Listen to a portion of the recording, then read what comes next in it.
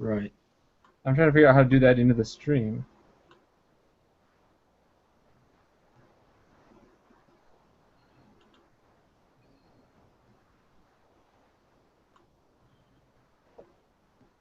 Huh. Not allowed to play in the moderator or in the control room.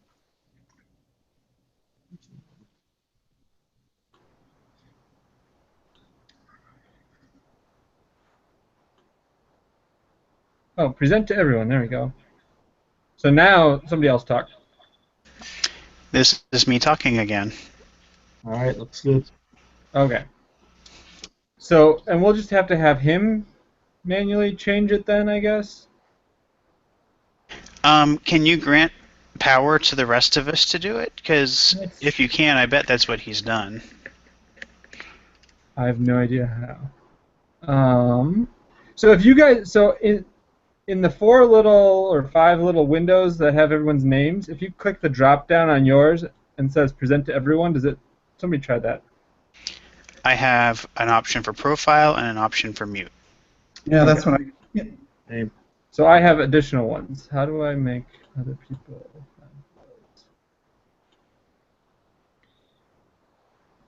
In the left Share control. thing, there's a control room. Okay, now try it, David. this. Yep, I can. Yes, present. now I can present to everyone. Okay, so he hopefully will have done that for us. Wait, David, if you present to everyone now, will it try? Can you try that and see if it takes control away from you? Yep, Okay, cool, jump to him. awesome. Oh, here we go. Yep, you're live, Steven. Okay. All right, that's easy then. So each time somebody finishes, you have to be ready to take control on your screen. Yep. Stop presenting.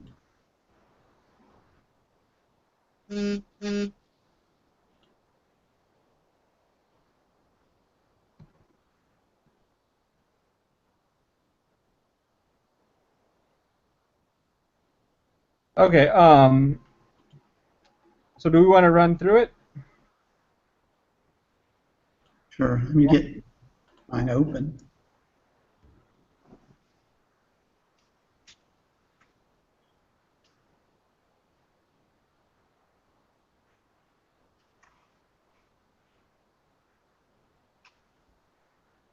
Hold on, no, I'm not seeing share screen. Oh, there it is. I'm gonna start a timer for this too.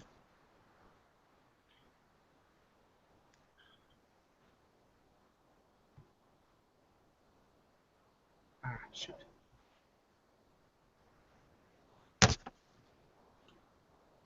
Okay, so do you see the slides full screen right now, or full window? Yes. Yeah. Okay, that's kind of trippy. Actually, let me try and pull this up on my other computer.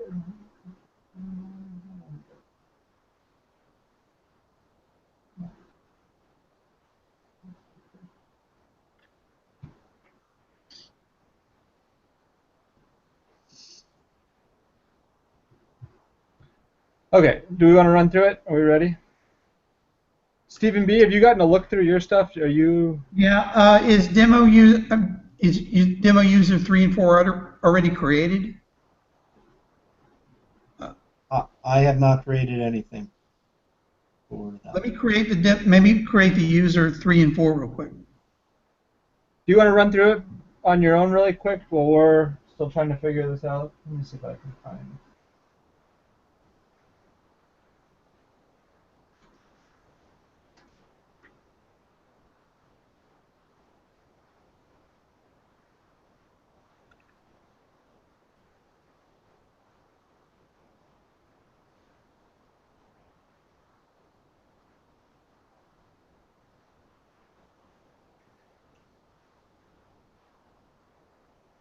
All right, while he runs through that, so we have 20 minutes, right? So we're shooting for about 15 minutes of talking, leaving 5 minutes for questions afterward.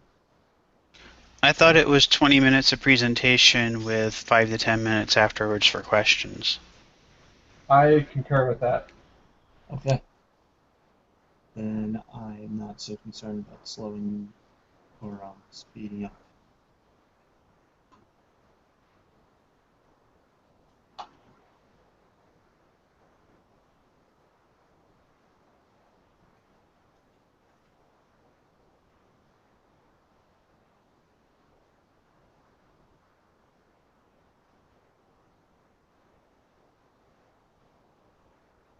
Okay, I'm ready. I got my 2 users created.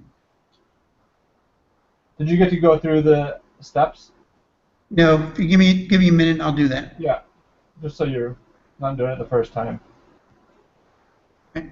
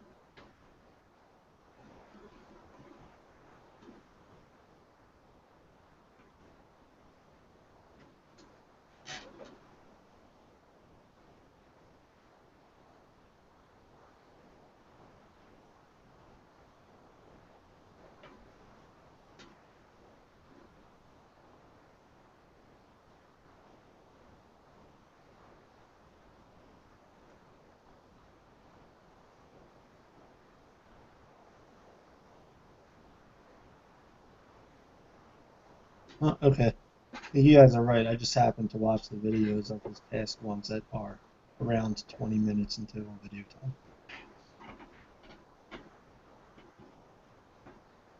Most of them are around 30.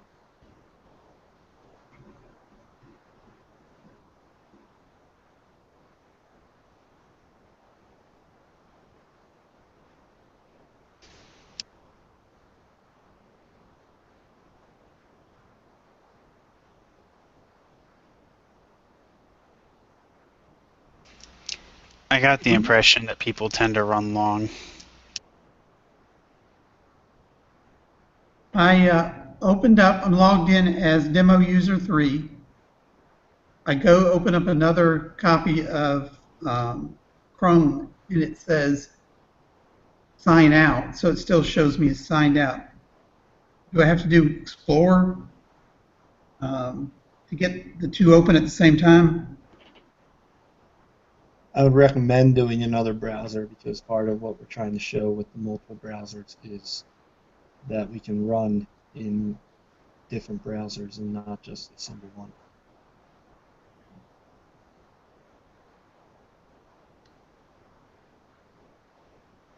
Okay. Yeah, by default, Chrome will share the state between all the tabs or all the windows. You have to do some fancy stuff to get different users logged in. Could also use incognito mode. Right. Oh, yeah. Yeah.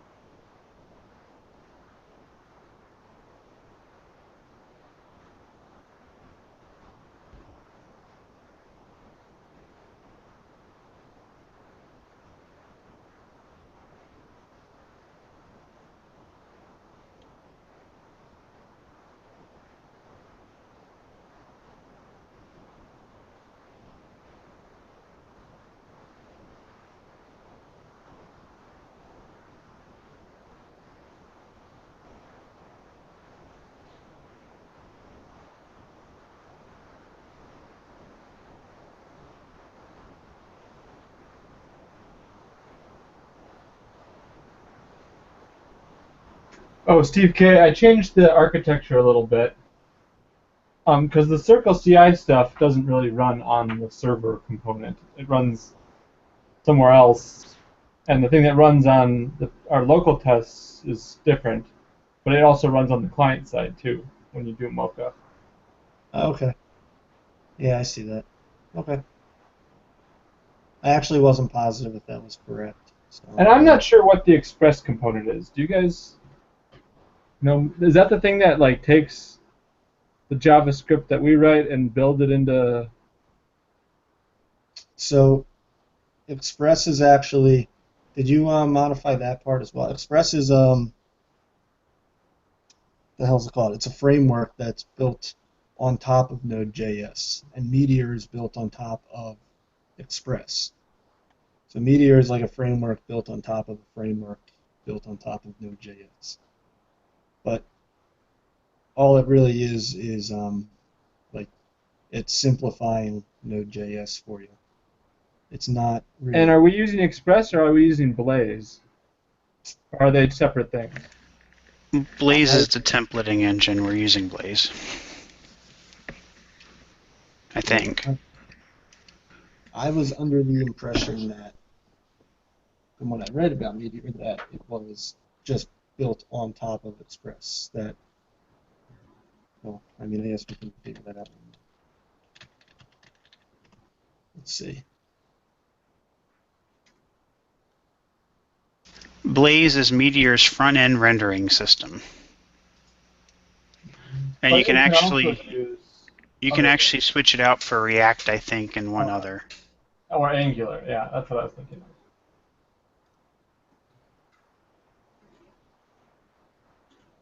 Should we have a box under Express for Blaze?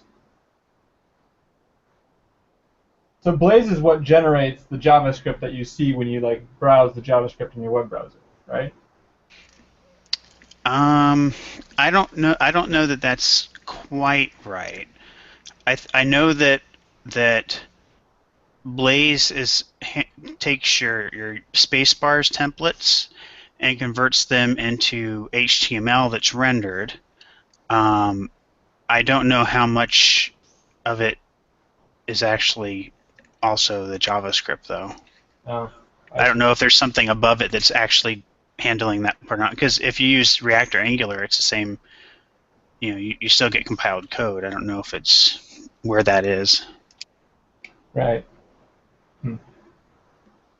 Okay, so I was wrong. I think it was in a Stack Overflow response that I read that it was asking about the difference between Meteor and Express, and it basically said you can't do Meteor without Express, that Meteor is built on top of Express. But now this article seems to have a really good comparison that basically says that they are different and that Express is just more of a bare bones version of Meteor, in that you can do more with it, but it doesn't do as much for you, basically. But they're both. What if we put Meteor in the box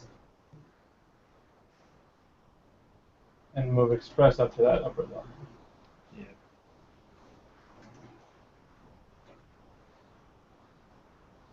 Like that. How does that look? Yeah, I think that makes more sense. And I put Blaze over with handlebars. See, but Blaze doesn't execute on the client side. Blaze only executes on the server side. Are you sure? Yeah, because it's a templating engine, right? It generates the template and sends it over. Right. But I think that the templating is performed on the user side.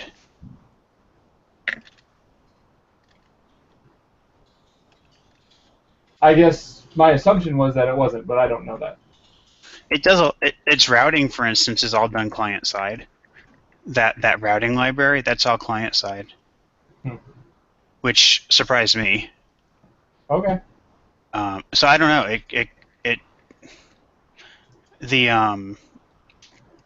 The routing library hooks into Blaze. So at least part of Blaze is client side. I don't know if it's all client side.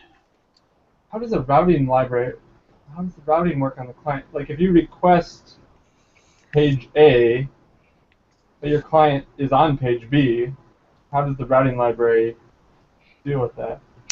I don't know. It's magic to me. Yeah, that's a head scratcher. You're sure though? Like, you have Yeah. good confidence? Okay. Yeah, because if let me, I think it's even. Let me go check the code. Yeah, if you look under so in Meteor, anything that's in a client directory only runs on the client. The routes are defined in underneath startup/client, so they only run on the client. The servers doesn't have any awareness of the routes. Huh. And since the Blaze templates reference those routes, we can like look to see what route we're on, etc. That makes me think that they also run on the client.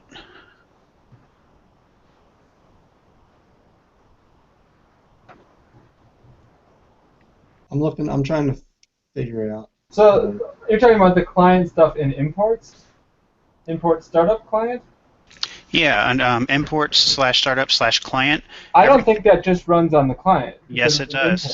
does. That's an explicit Meteor thing. Is if something is under a client directory, it only runs on the client. If something is under a server directory, it only runs on the server. You can't run something under server on the client and I thought something that under was just the client on the top server. level client and server directories. No, it's anywhere in the tree. Okay. Yeah, it it's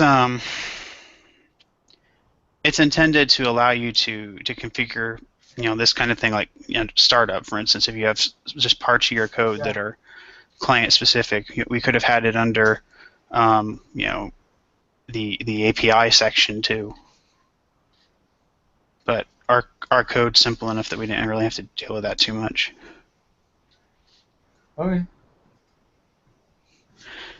Also, as I'm looking through this documentation, I modified the client side, the Blaze and Spacebars. Because apparently what we're using is a variant of handlebars called Spacebars. It's just Blaze's variant of handlebars.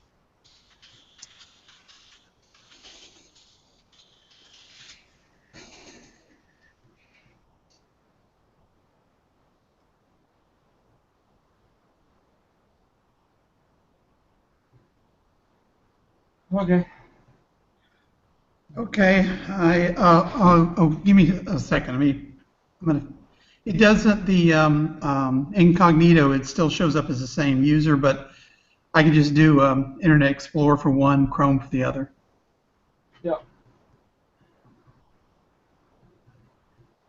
All I need to do is put a bookmark in Internet Explorer. I think I'm ready.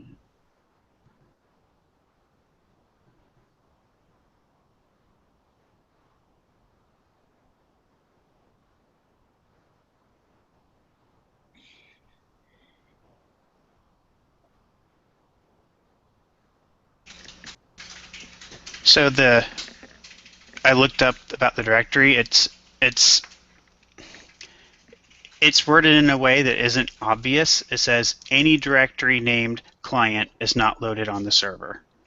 It also says any directory named imports is not loaded anywhere. They must be imported using import. Any directory named server is not loaded on the client. So at a glance, it seems like it is saying top level, but if you look at some of the other ones, private, for instance, says all files inside a top level directory called private are only accessible from the server code.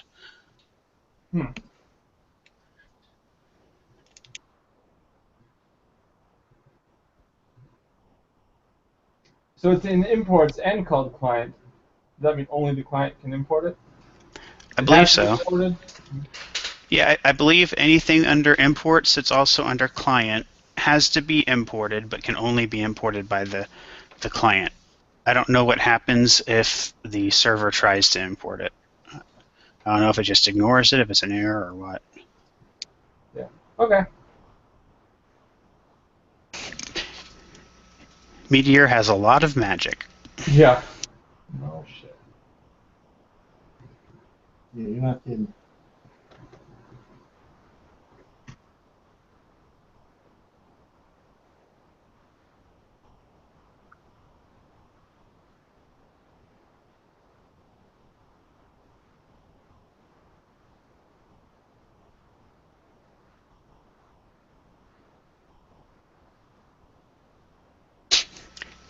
So it sounds like the Spacebars templates are compiled to JavaScript, and then those JavaScript UI components are used by Blaze.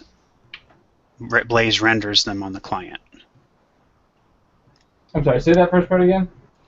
So the HTML templates are written using Spacebars. Those are compiled into JavaScript UI components that then Blaze uses on the client side to render. Oh, that actually makes sense, because Blaze and Angular are similar, and Angular is very client-side JavaScript framework. Okay.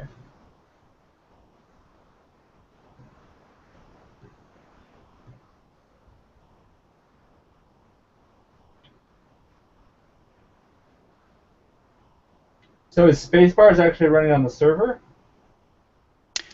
I think Spacebars doesn't run on the server. It is when you start up the server. I think it compiles them, Oh, and then okay. it doesn't run after that because it's compiled. Sort of like compiling the less templates give you CSS output. That is the impression I got as well.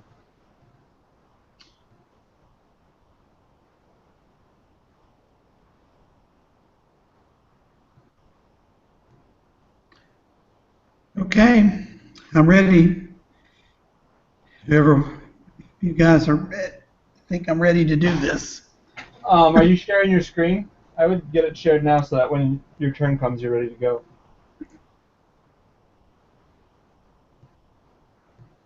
Okay. It's a green thing in the upper left.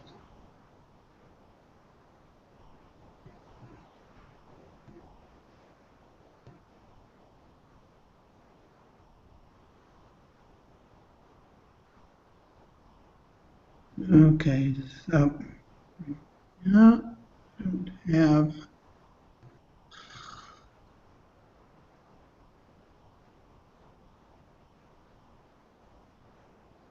Excuse me. Less. Sunhite. I can't easily mute myself when I'm in presentation here. I was going for it, and I'm like, where's the mute button? So,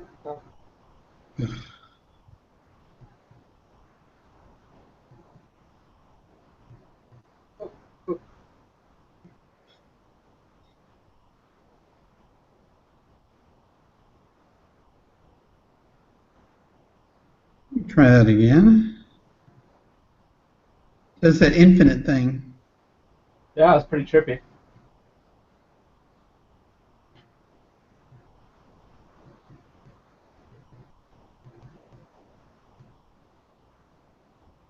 Um, try that.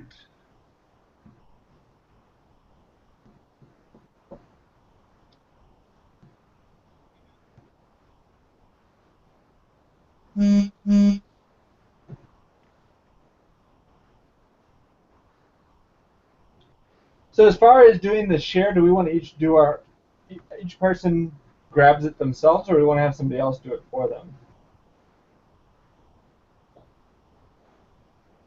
So I can assign, like, for example, Steve comes after me, I could say, or maybe somebody else, David or Steve K or Steve B, click on him and say present to everyone, versus either the person who's presenting or the person who's going to present having to do it.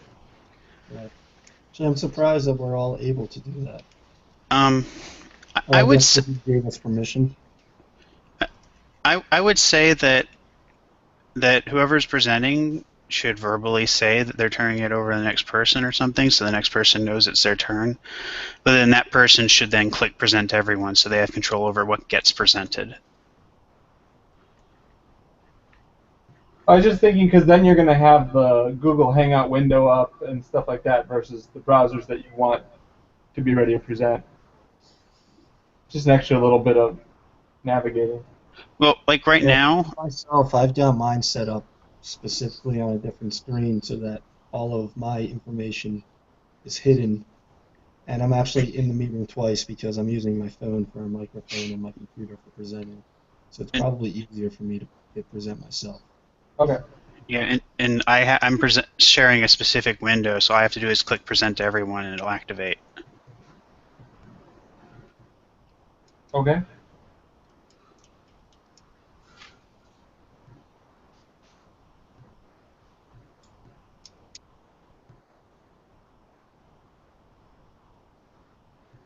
How this, explain that again, how this is going to work?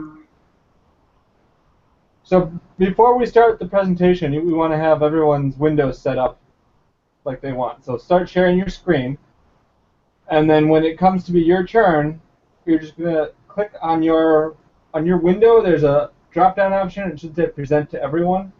Yep. Do that when it's your turn. Once Steve K says, and now I'm going to give it to Stephen B to talk about invitations. That's the point where I will present to everyone. Yep, you'll click present to everyone. Yeah, I'll make sure I give you a lead in so that you know you're up. So we have to do screen share when we start. You can do screen share at any time, and that's just the video that's coming out of you, but you're not the one that's going out to everyone yet. Okay. Does that make sense? Now, do I?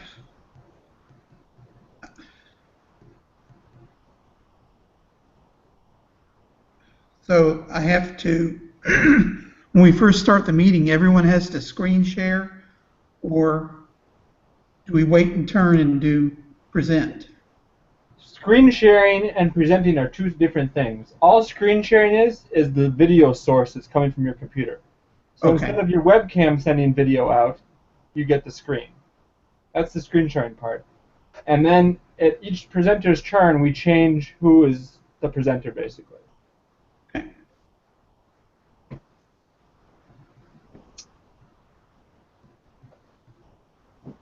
So you see how Steve K and David have like web browsers up on their icons? That's because that's their video. Okay. Mine's doing that infinite So thing. minimize that. Just minimize that window, and bring up something else. Okay. Yeah. So now your screen looks great. I can see your Okay. window, and it's got the main page. Do we want to go to the main server versus the dev server? I'm presenting off the main server, personally, unless we decide we don't want to do that. But that was my intention. So David, did you check something in yesterday? I did. I made some text fixes to some typos and improved wording on a few things. Nothing essential, but I can just pull that quick, and it should be up to Nice. but if Dev and Live are the same, I don't think anyone's going to pay much attention to what's in our browser bars. And I'm using my local copy anyway, Yeah. since I have some hacks in. Oh, okay. The only advantage to calling out what server we're on is if you want to discuss the like the way that we went through development with our development server versus our local versus our actual release. So I'm going to talk about that in the presentation. Okay. I don't know if we need to discuss it during the demos. Maybe you could mention it when you start up. So Yeah. when you're on the main server, you don't have to use port 3000. You should just be able to go straight there. And Yeah, if you go straight there, it should be HTTPS. Stephen B. I'm sorry, what were you saying? I can see your screen, so you can take off the :3000 on that page, and that's the production server. Now, if you just made a user account on the dev server, it's not going to be on there. Yep, I did. Okay, hang on.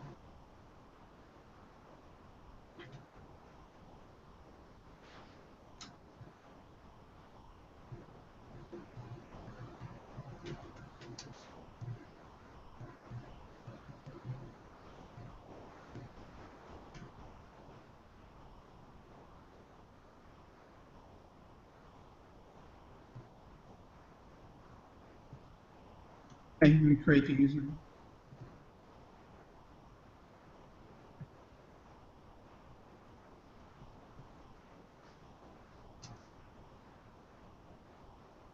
Yeah, it looks like the server's up and running now with the latest stuff. Yeah, I actually watched it refresh on mine, so it should be good.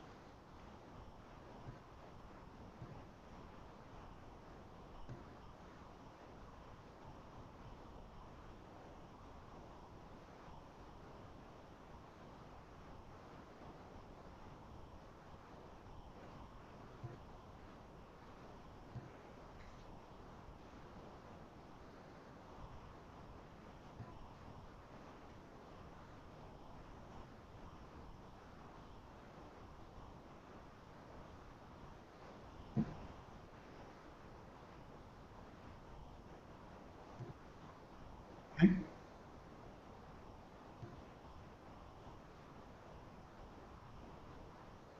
All right, are we all set? Yep. Think so.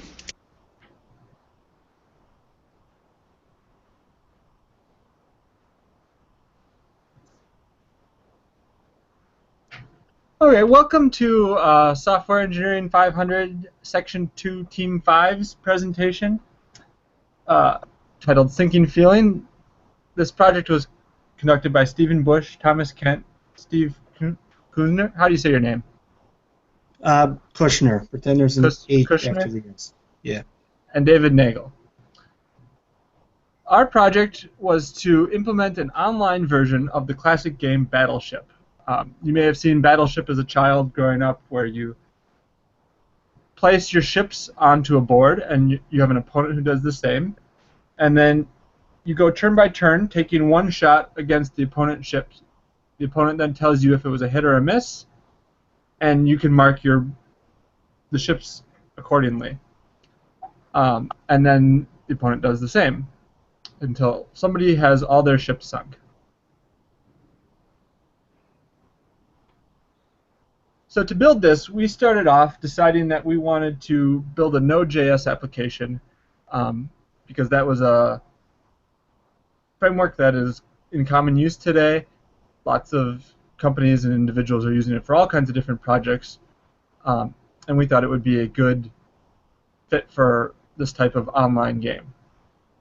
So in starting our Node.js project, we chose the framework Meteor, which is, and this isn't updated. Can we restart? I'm sorry. Yeah.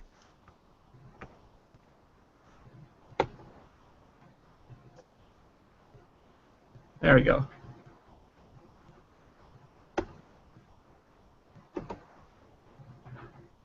Okay, let me run through that again.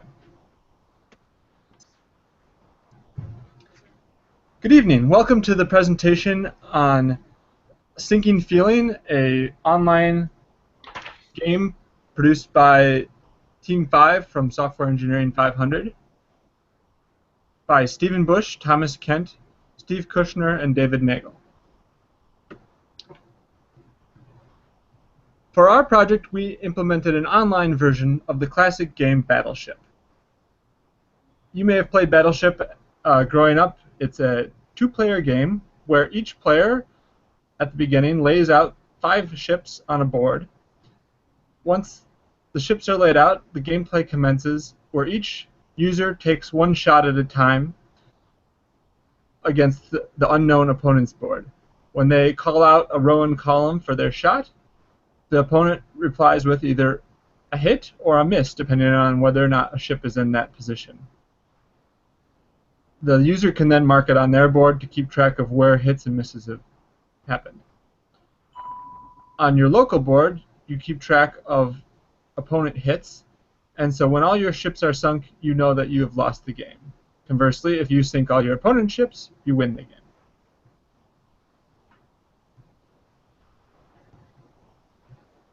After choosing the game, we decided that we wanted to build a web application using the Node.js programming language and framework. This is a currently popular language and framework. It's used by many companies and individuals for all kinds of online projects, and we thought it would be a good fit for this particular application. So as not to have to build everything from the ground up, we investigated several different frameworks. Eventually, settling on the Meteor framework. Meteor includes several components, and it also rests on top of several components. Here on the server side, you can see that our server runs the baseline install of Node.js, and it also has some Express components underneath the Meteor application. On top of that, we installed Meteor and added the majority of our code in here, which then gets pushed out to the client. As pages come in and need to be rendered, Meteor will make the data available to the client and push things out there. Some of the things that get pushed out are the Blaze templating framework, the Bootstrap framework, and then HTML, JavaScript, and CSS that have been generated. The way this happens is that inside our code base we have several templates set up for different pages. You'll see a page for login, for the board, for gameplay. These are all templates that get processed eventually by Blaze and compiled with spacebar. In addition, we have components that change the look and feel of the page. These are written in Less, which is a style language that compiles into CSS, which is supported by the browsers. On top, or for all of these things, we run our test framework, which goes through and tests both the server and client-side components using a combination of Mocha, which does server and client-side testing, Dispatch, which only does server-side testing, and the Chai assertion framework, which allows us to specify in our tests various assertions that happen at runtime.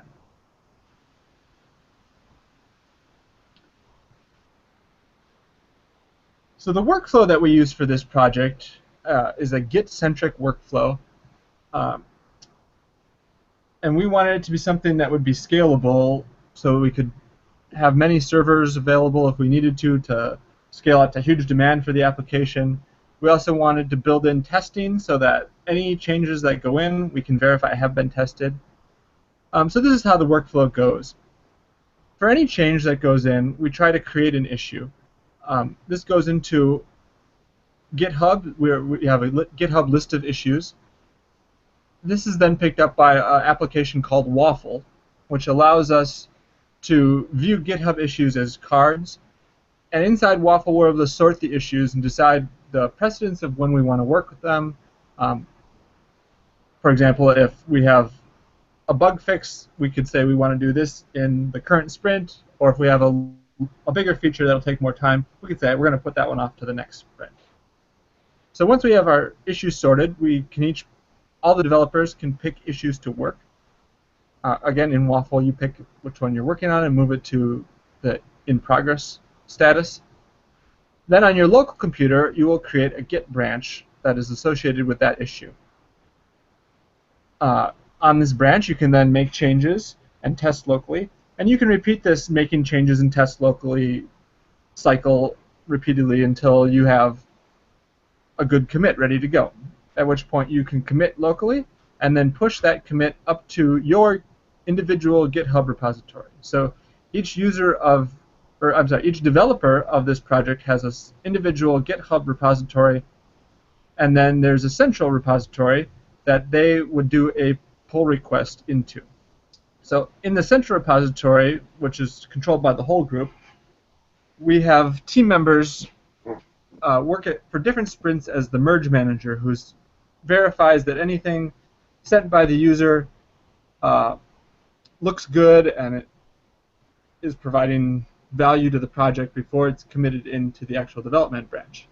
In addition to the merge manager looking at it, once the pull request is submitted, it also goes off to a service called Circle CI, which has virtual machines off in the cloud that pull our whole code repository in, run our test suite on it, and return to the page that the pull request is on a status of either passing or failing.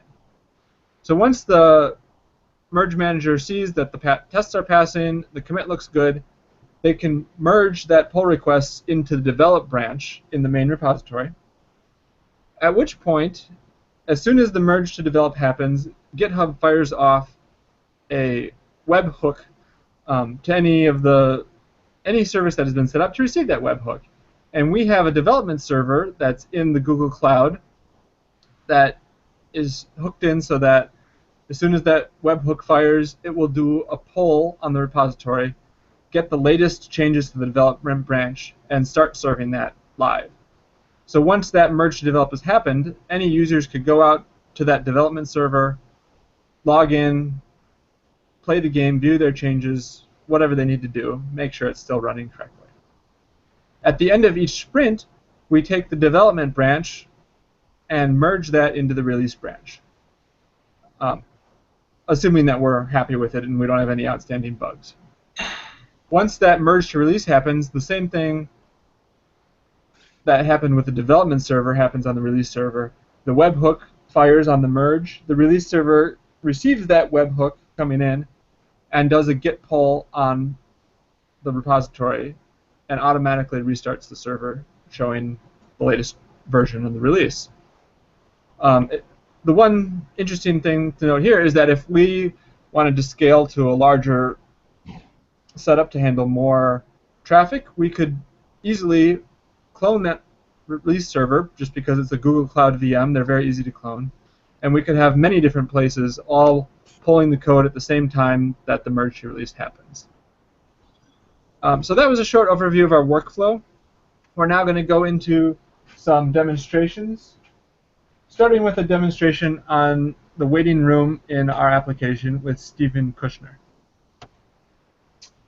Thanks, Tom. Hello, viewers. I am Steve Kushner, and I'm going to take you through your first look at Syncing Feeling, which is up on the screen right now. You can see this is the home page for the website itself. This is, speaking of the release server, this is running on the release server. Hang on, I don't see you presenting. Do you guys see him presenting?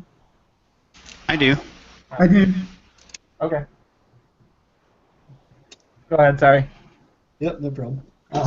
This is running off of our release server currently, which the URL for the curious is at the top, syncingfeeling.me.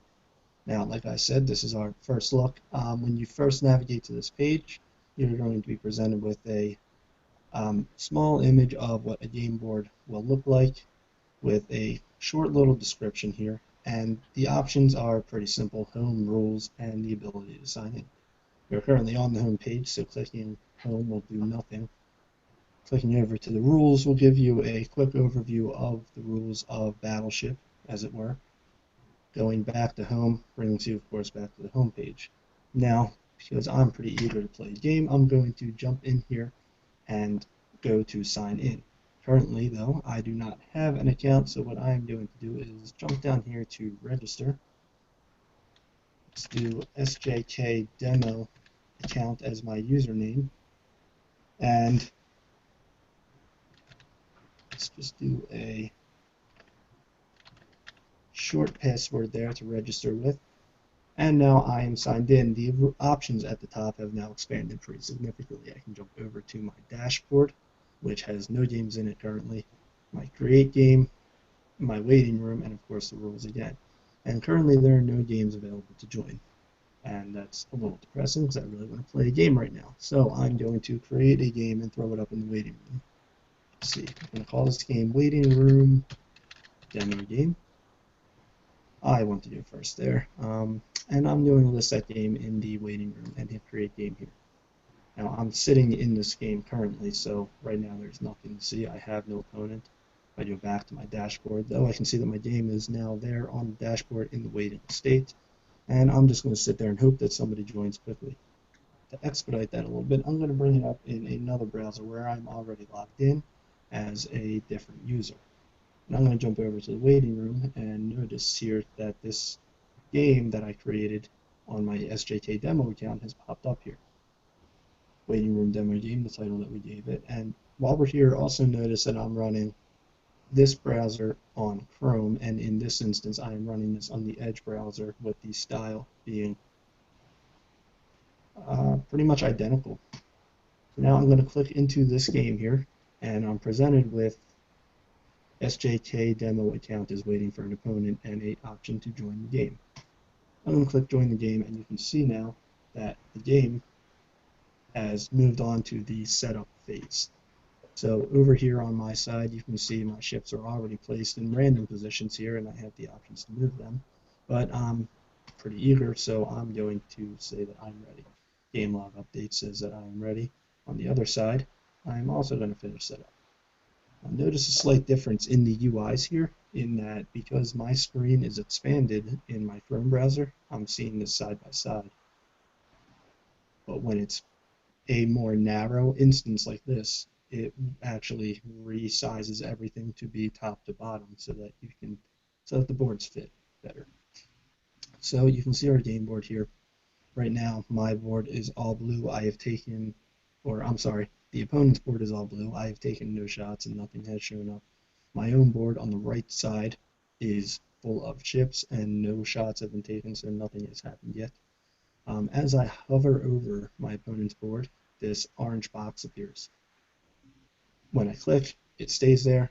The position shows up at the bottom, and I have the option to fire.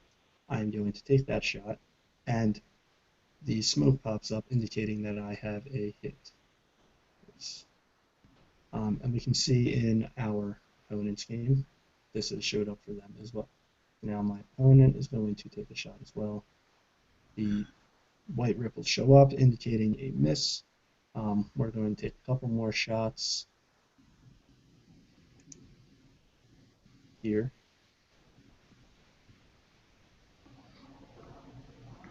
And because I am a cheater and I know exactly where that ship is, I'm going to take my last shot, which I know is going to sink this ship here. And now we can see that the ship is sunk. The ship that was sunk, which is the 4-space ship, goes to sunk. It still have the 2, 3, 3, and 5 ships remaining. That was a quick look at starting up a new game from scratch, signing in with no account, and taking a few turns. With that said, I'm going to pass the reins over to Stephen Bush, who is going to take us through inviting another user to play a game with them. Hello, my name is Stephen Bush. I'm going to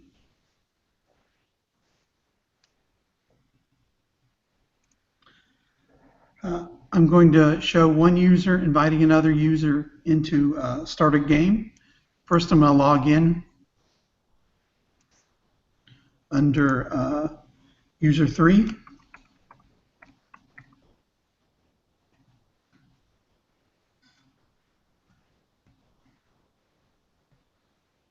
Okay, then I'm going to switch to a different browser, and I'm log in as user 4.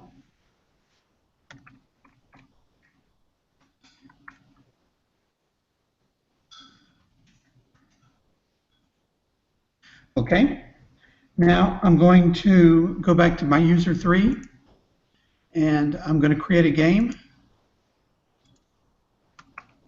Game 1. I want to invite a player.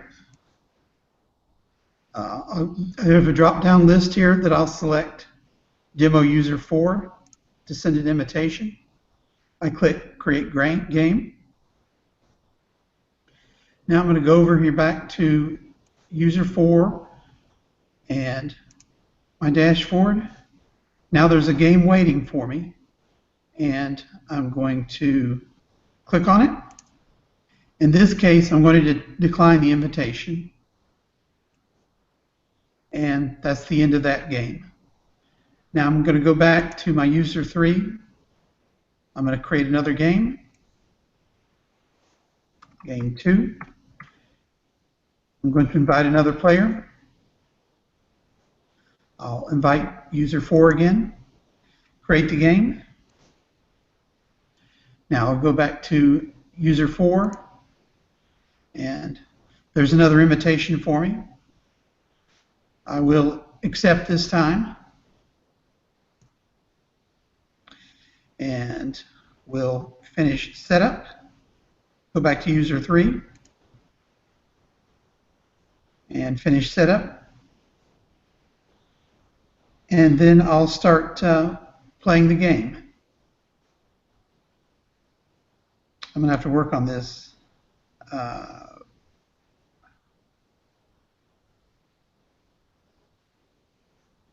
me shrink my screen. I don't know if that'll help.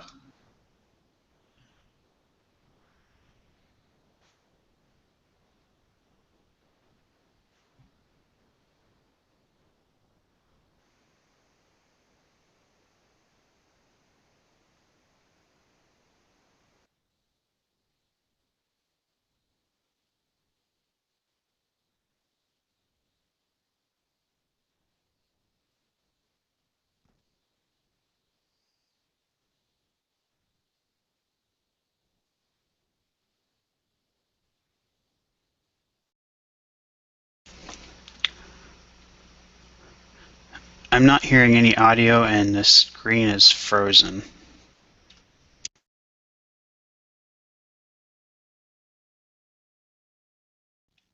I concur. Yeah, we lost him, I think.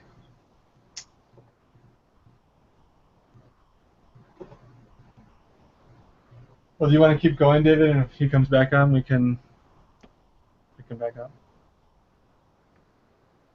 Yeah, I guess I can do that. Okay, so I'm David, and I'm going to be presenting on our artificial intelligence component.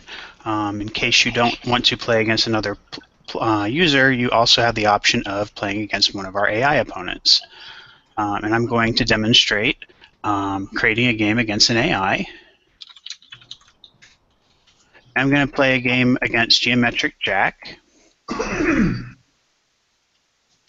And we have a list here of different AIs that you can choose from. And I mentioned I'm going to pick Geometric Jack. If I select him, it gives you a little description. And you can see after the name, it says that he's easy. We have a range of different AIs, ranging from trivial to impossible. Those two extremes are both kind of test case AIs. Sequential Sue plays the game in a predictable order, traversing the board, hitting every square in order. Cheating Chad knows exactly where your ships are and targets them immediately. So most people want to play those. The two AIs that we kind of recommend for someone to play against is Geometric Jack has an easy AI and Focus Felicity has a hard one. And I'm going to start with Geometric Jack. So I'm going to create the game. And as you can see, we get the same setup phase that you saw in the other presentations. And I'm just going to go ahead and say that I'm finished with setup. And going to play just a few rounds so you can get a feel for the fact that Geometric Jack fires at random. And you can see that his firing patterns all over the board. And so he's not going to find things very quickly, which makes it a little bit more appropriate for a beginning player. Once he does find a ship, and I'm going to go to my dashboard and select a game that I have already set up for that, Jack with found ship. Once he does find a ship, what he'll do is he'll then proceed to fire around that area until he has completely exhausted all the squares that were in that vicinity. As you can see, even though he has detected the ship, he's kind of firing along the edges, even though that's not the most effective way to proceed. And he'll proceed to do that until he has completely encircled that ship. Even though it's sunk, he's still focusing on that area. So he's a good player for someone new to the game because he'll give them extra time to get their moves in, but he's not really a good challenge. And just to demonstrate, we have a feature called Resign Game. You decide that you're done with a game, and you click Resign Game. It'll prompt you to make sure that's what you want to do. And then whoever resigns loses the game. If this was a two-player game, your opponent would win, and even in an AI game, your AI wins then in that case. So going back to the board, we also have Focused Felicity. And she's a more difficult AI. And create this game. I'm going to take a moment to demonstrate also that we do have the ability to move these ships around. If you click on a ship, you can then click move if you just want to move it, and rotate if you want to move and rotate it. So for instance, if I click rotate, that ship moves off the board, and then I click somewhere where I want to place it, and it's now placed in that position. So you can rearrange those as you like. But I'm going to go ahead and finish. And Focus Felicity got really lucky here on her first shot. So what we're seeing here is she got her first shot on A10, and her next shot would have been on A9 or B10. She's trying to figure out what direction that ship is in. And now that she's determined that it's vertical, her next shots will continue in the vertical manner until she has sunk the ship, at which point she moves on to random targeting again.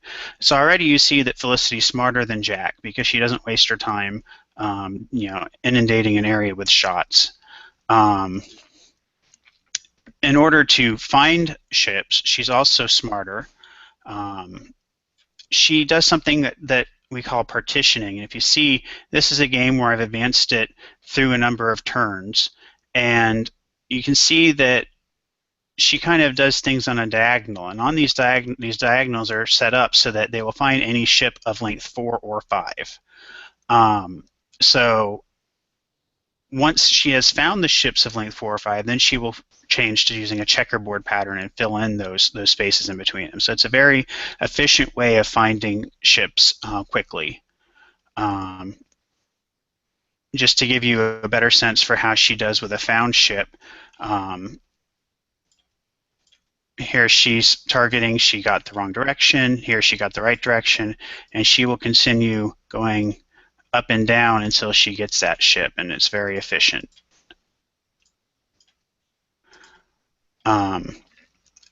One quirk with her algorithm is if she encounters stacked ships, it can fool her.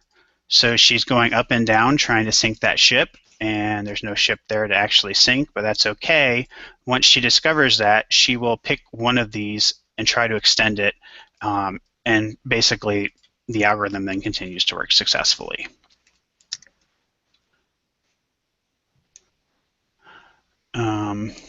Let's see. And just to sort of wrap up, we showed a bunch of different game modes. Here is a dashboard that has a whole bunch of different games in a bunch of different states. You can see that they're organized by where they're at. Invitations that are waiting for you to reply come first. Games that it's your turn to do something in, either to finish setup or to take your turn come next. Games that you can't do anything in, either because you're waiting for someone to join or because you're waiting for someone to take their turn, come next.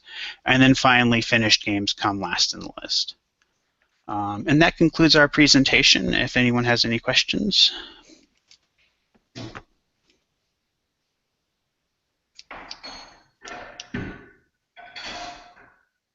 So I guess we can go back to Steve B now, and you can finish yours out.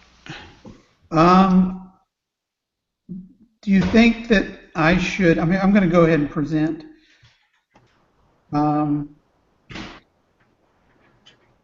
So do you think I should just layer them on top of each other? I don't think I have enough room, or it's not going to be visible, to try to do 2 games side by side.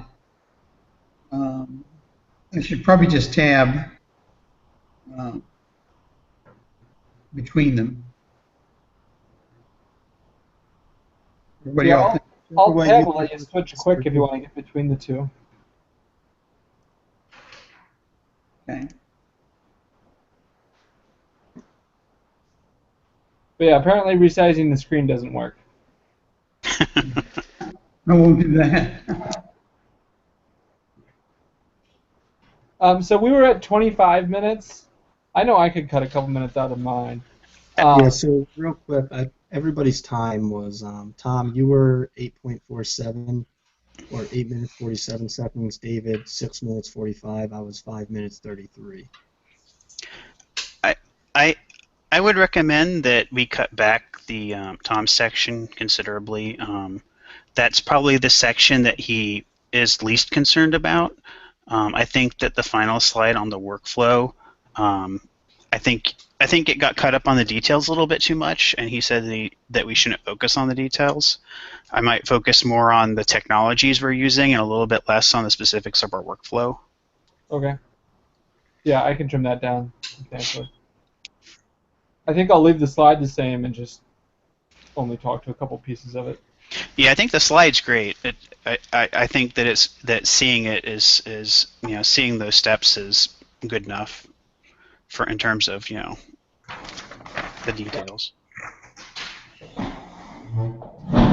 So the other thing I wanted to suggest is, Steve K, you kind of just jump into things.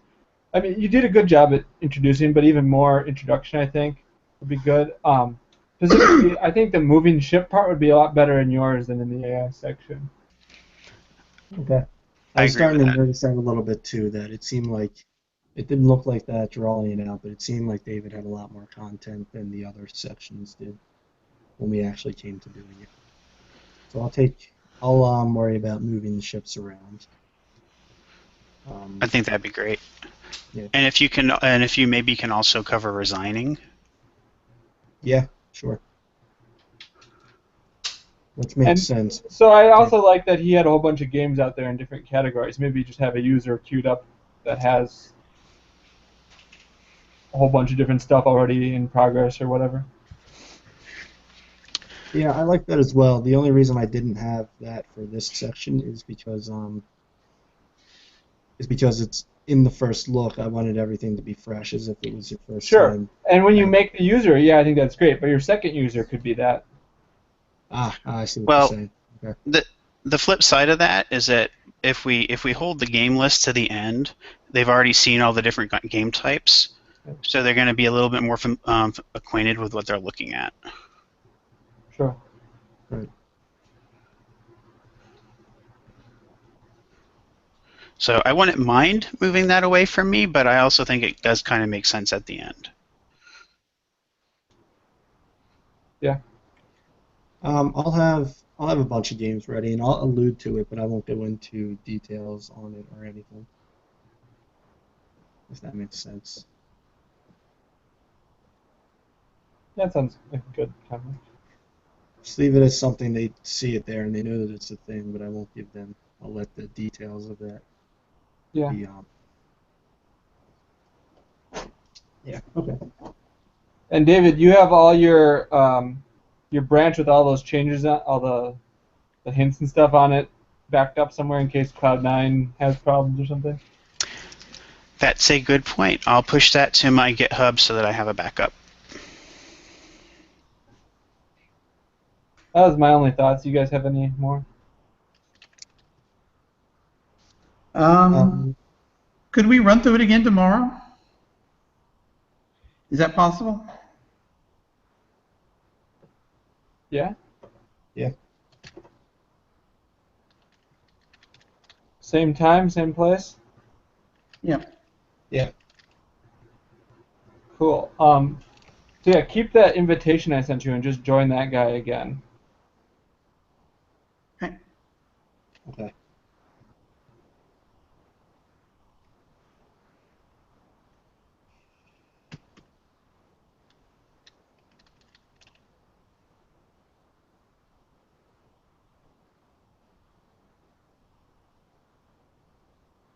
Anything else tonight? I'll run. Real quick, David, you didn't have showing a game being won, did you? No, now that you mention it. I can use Cheating Chad and finish out a game with him if you want. We can do that, or we can have either myself or instead of Stephen, where Stephen Bees is at the end, resign the game, have a preset game that's like a couple moves away from winning.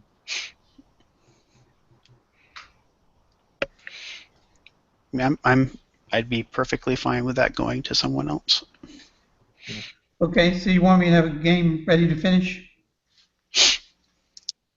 Yes, please. Okay. I'm gonna modify section 2 for that.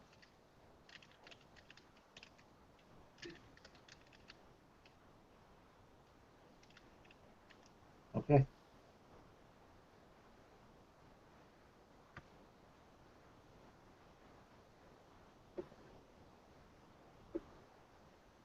Nobody discussed the game log. Yeah, that was in Stephen B's section Um, Ah, before it okay. popped out. okay, I'll do that.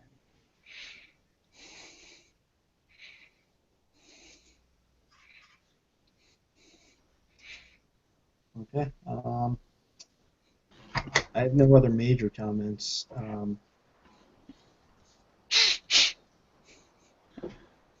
Other than, I guess we just got to make sure we're careful about our times. I liked all the content that we had, but it ran longer than he's going to be happy with.